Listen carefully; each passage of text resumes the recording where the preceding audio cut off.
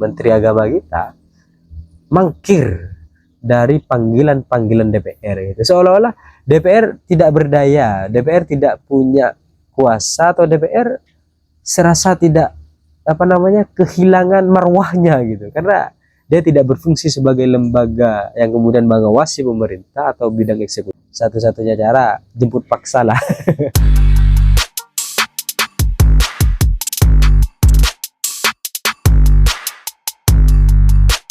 Hai kawan ghosting, ternyata di era berbagai macam kemajuan teknologi akhirnya membuat kita semakin ingin menikmati masa kecil dulu, ya kan? Salah satunya misal main peta umpet, ya kan, main kucing-kucingan, ya. Hal-hal begitu itu menjadi kerinduan yang di era sekarang kita pengen ketemu nih sama ini gitu. Mungkin itu ya alasan kenapa akhirnya terjadi kucing-kucingan antara Kemenak dan DPR RI.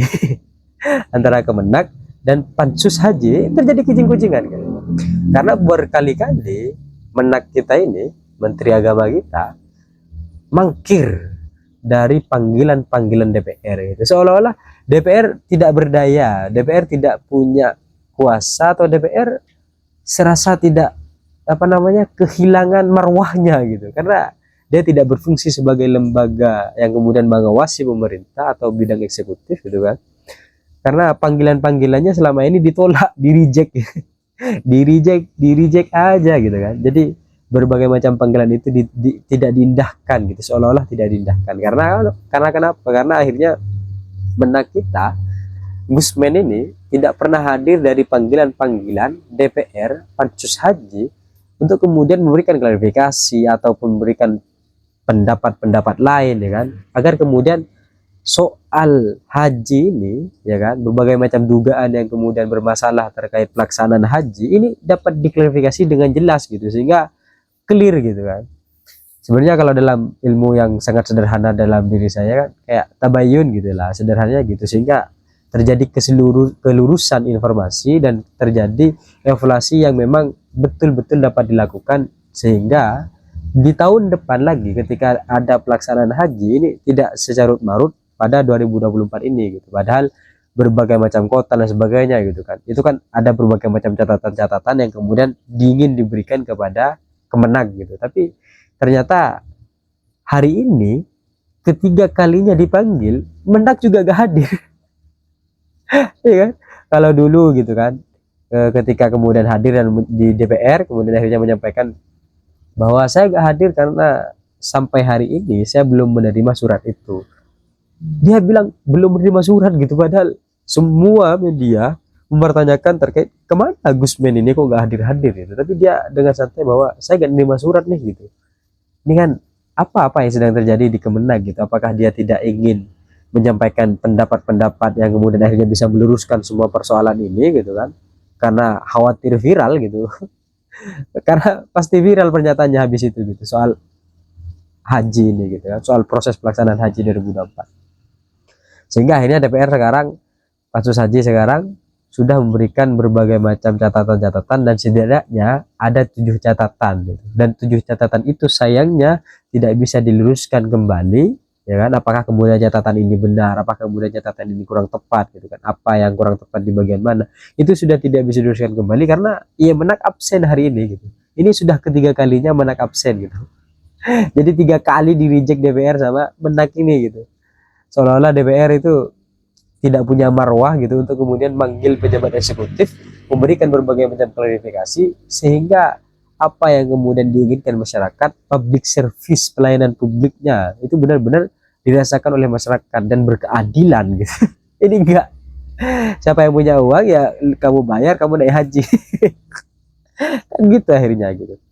Dan dari kejadian-kejadian ini kita akhirnya melihat kalau pada akhirnya orang itu ternyata tidak hadir dan selalu membuat alasan gitu kan. Alasan sekarang kan karena beliau sedang di Prancis gitu kan, melaksanakan tugas negara gitu. Dan ini kayak ya kesannya kan kucing-kucingan, ya kan, memperpanjang, mengulur waktu gitu kan, sampai akhirnya nanti proses transisi gitu. Dan dampak dari kejadian ini gitu kan, evaluasi kita kan tidak kemudian sesuai timeline gitu, atau kemudian evaluasi ini akhirnya tidak berjalan dengan baik gitu. Ketika evaluasi ini tidak berjalan dengan baik, maka dampaknya di pelaksanaan tahun depan itu juga nanti tidak akan berjalan dengan baik. Maka saat evaluasi ini tidak bisa dihadiri oleh Kemenak gitu, Kemenak juga tidak bisa mendengarkan apa-apa yang kemudian menjadi persoalan di pelaksanaan haji gitu.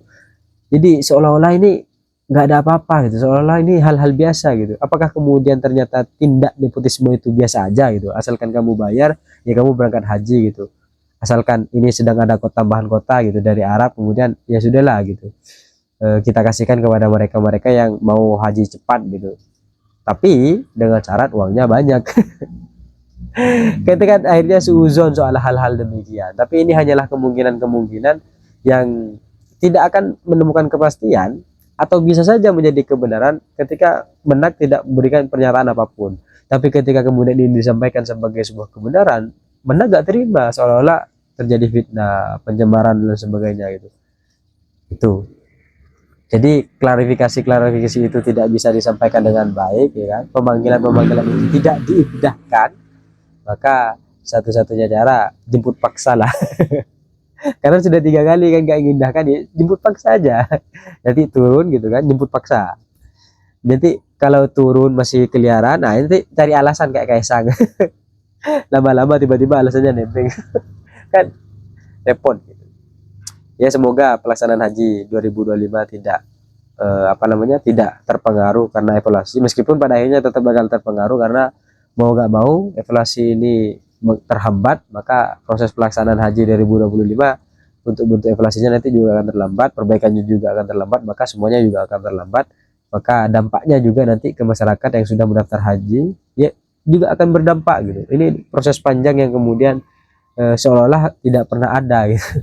Atau memang takut saja untuk kemudian memberikan pernyataan-pernyataan karena pernyataan-pernyataannya nanti akan di cross check oleh netizen. Cita-cita saya ingin seperti Gibran, tapi saya sadar diri dan sadar posisi. See you, Korban Ghosting.